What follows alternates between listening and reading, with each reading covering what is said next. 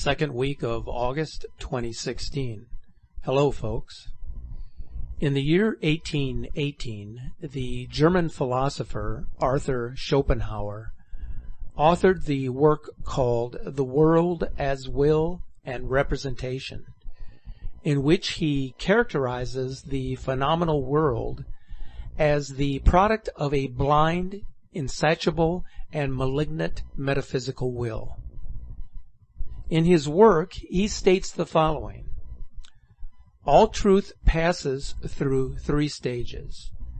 First, it is ridiculed. Second, it is violently opposed. And finally, it is accepted as being self-evident. A gigantic celestial comet-like planet, known in ancient times as Nibiru, the Destroyer, Wormwood, the Frightener, Hercolubus, and various other names, is once again headed toward planet Earth, and has already begun to spawn a series of global catastrophes. In modern times, this rogue planet has been known by the name of Planet X. It is the largest of the planets that comprise the Nemesis system. It is difficult to discern the exact truth about this vast subject because it's loaded with disinformation designed to keep everybody in the dark.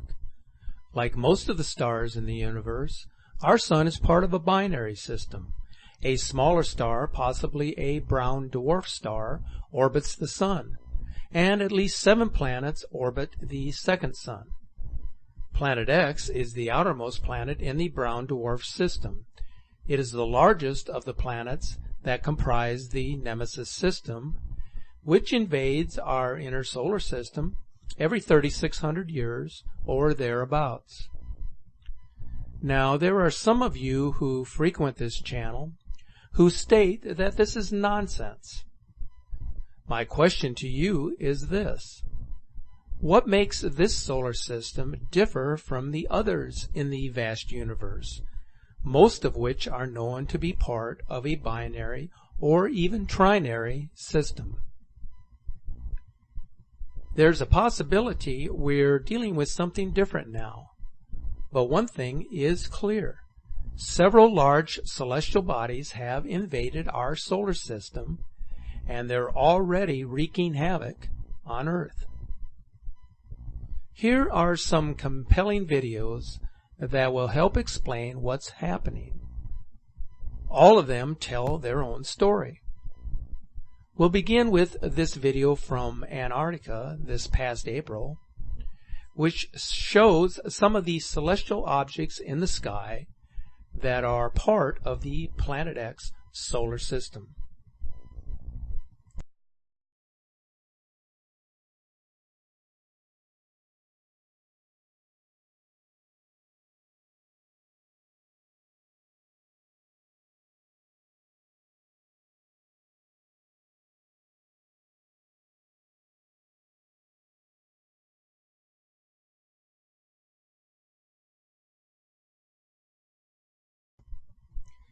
This video from Ireland in June shows the second sun Nemesis rising to the right of our own sun. This video has been enhanced to show the light intensity of the two suns.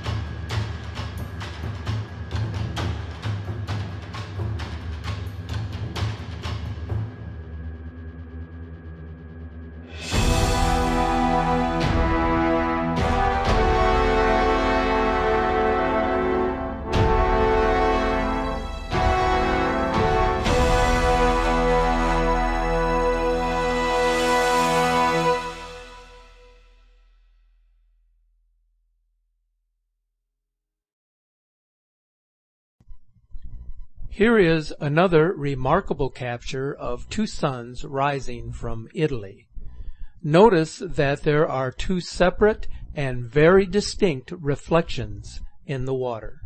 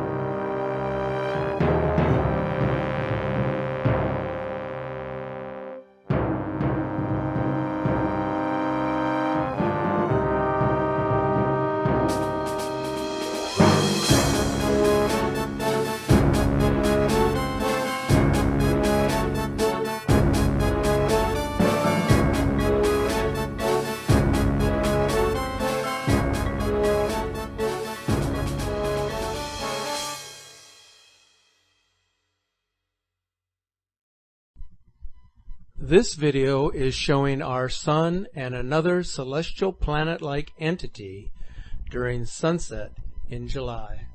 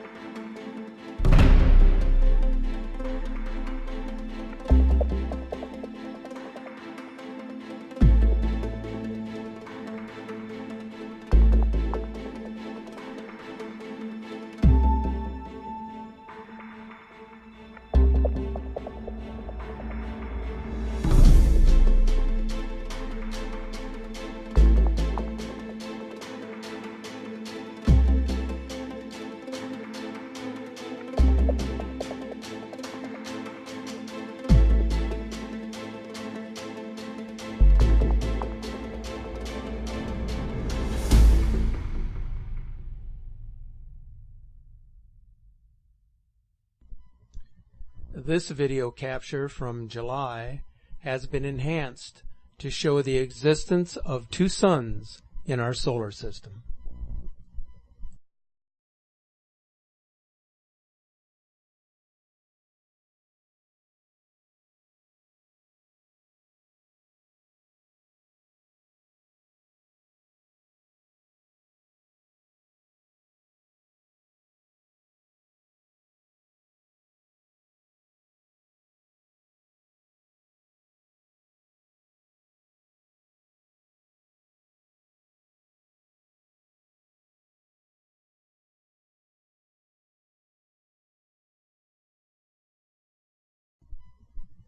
Once again, the cameras are able to discern the difference between our very large sun and the smaller sun-like object that appears in this video.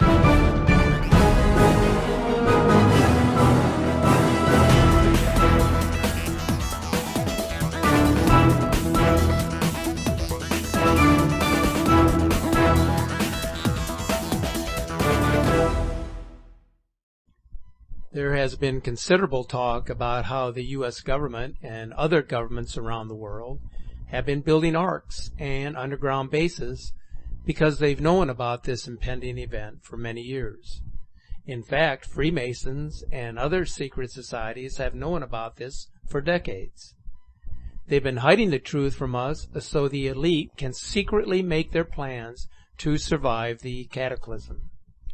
Now, this may sound like a wild conspiracy theory to some of you, but if that is all it is, then why are these shelters being constructed at this time in areas that are considered to be safe locations?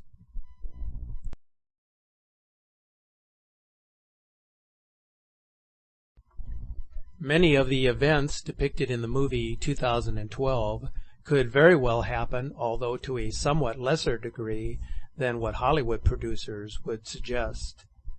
In fact, many people believe the movie was released with the wrong date in order to discredit the Planet X cover-up. The idea was that when 2012 passed and nothing happened, clueless people would say, "See, it was all a paranoid conspiracy theory. There's no such thing as Planet X." But what if the movie producers knew the major catastrophes weren't going to happen until years later? The psychological effect produced by the movie bought the elite some more time to make their preparations without society completely falling apart into panic mode. Another film that depicted the impending cataclysms was Deep Impact, which was released back in 1998. Morgan Freeman played the black president who announced to the world that a comet was headed for Earth. It also depicted the elite seeking shelter in underground bunkers. There have been many such films in recent years that have depicted Earth getting hit by meteors. One of those was Meteor Storm, which was released in 2009. This is because film producers often have inside information about events that are expected to happen in the future, and they release the film as a way of indirectly warning the public. It's called predictive programming. Remember the movie that was released in 2004, The Day After Tomorrow? It was meant to warn the public about climate changes caused by the approach of Planet X. You may have noticed that this movie is continuously showing on cable channels, almost every other week. Disruption of the North Atlantic Current, which is wreaking havoc with the weather in England and other parts of Europe, is one of the changes addressed in this film.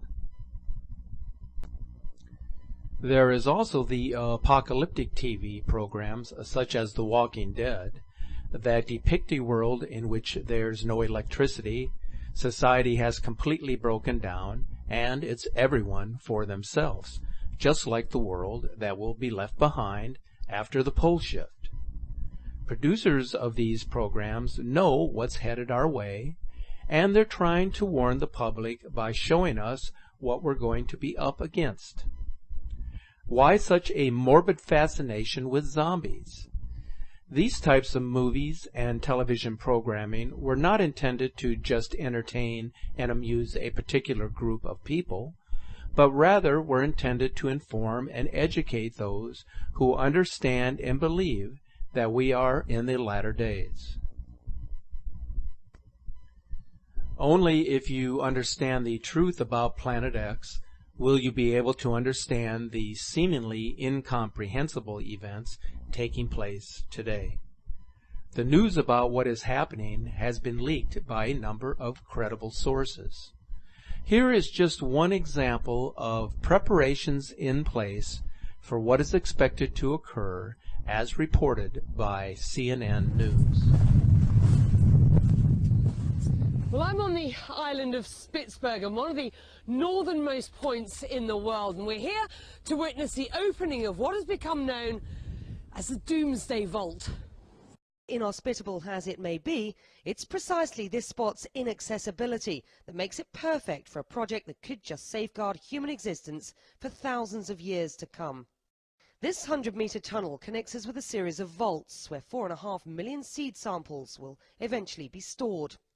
It's the brainchild of Carrie Fowler, one of the world's leading agricultural scientists. And what we're trying to do is freeze the seeds, because if you want to conserve them for a long time, you simply freeze them. So we found the coldest spot in the mountain where it's naturally below freezing and will be even worst-case climate change scenario 200 years from now. Should global catastrophe happen, he's confident the world's food supply will be safe, deep frozen inside this mountain. And that's what we're going to do. We're going to freeze the world's agricultural heritage. Fail-safe protection for one of the most important natural resources in the world. Well, the cold kills everything in here. Even the camera's finding it difficult to cope. It's minus 15 at the moment. How much colder will it get, Kerry? It'll go down to about minus 20. Won't kill the seeds, though. No, the seeds like it that way. And they'll be on the shelves, I guess? Yes, here. We'll have samples of about 1.5 million different crop varieties sitting on the shelves here. The seeds can be conserved here for hundreds or thousands of years. My goodness. Everyone needs to know the truth about what is about to transpire on planet Earth. A few years ago, the U.S. government installed a gigantic telescope at the South Pole that was designed to track Planet X as it approaches Earth. Someone who worked in the facility leaked some photos of Planet X on the internet in an attempt to warn humanity, as shown in this video clip.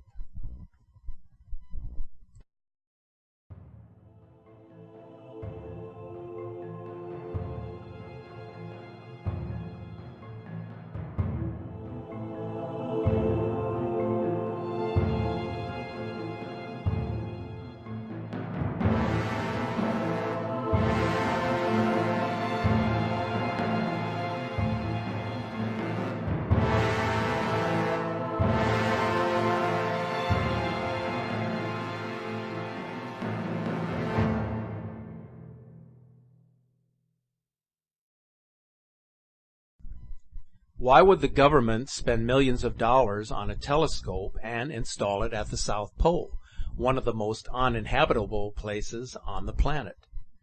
The answer is that Planet X is visible only from the southern hemisphere as it approaches Earth. Global warming and climate change are cover stories for the effects that Planet X is causing on Earth and all of the other planets in the solar system. All the planets are experiencing drastic changes as a result of the electromagnetic and gravitational forces exerted by the rogue system of planets. Arctic ice is not melting because of global warming. It's melting because the Earth is heating up from the core outward. These disturbances are also causing bizarre Earth and atmospheric changes, and they will continue to increase in severity as the Planet X system approaches. There are a number of disinformation agents and specialists who are going on the internet to dissuade you and to have you believe that this is all a hoax. It is up to you and you alone to make sure that you are not led astray by their antics. I've noticed in recent months that the emergency broadcasting system is conducting tests over the airwaves on numerous satellite radio channels. So what is up with that? Why conduct emergency tests and then tell folks not to worry that everything you hear and see is a fabrication? The key lies in your ability to comprehend what is happening in your surroundings. There is no reason to panic, but we should all be educated on what to expect and in how to survive, if survival is what you desire when all hell breaks loose. Many sources have predicted Planet X would pass by in 2012, as some were led to believe that its passage was tied to the Mayan end times prophecy. But the truth is, no one really knows exactly when to expect the Planet X Nemesis system, except maybe NASA, and as you know, they insist it doesn't exist. even after telling the world they had discovered the system back in the mid-1980s. One way to know for sure that the final cataclysms are imminent is that you should be able to see Nibiru in the daytime sky for several weeks before it makes its closest passage to Earth. It will appear as a second sun in the sky. Your main concern should be to prepare for any and all catastrophes. Don't wait until it becomes visible to all. It will be too late. But even if you don't have the desire to prepare, knowing what is going to happen will have a positive impact on your spiritual well-being. I don't expect that many will survive the catastrophe that a celestial event of this magnitude will bring. It's an unpleasant thought. And yet hundreds of thousands of people die every year for one reason or another, and we hardly give it a passing thought. Here is a more cheerful thought for you. Even if you fail to survive the impending cataclysm, we are all spiritual beings. Our souls are eternal. They cannot be taken from us. Those who survive will carry on in our place to live in harmony with one another, as was intended by the creators of the world.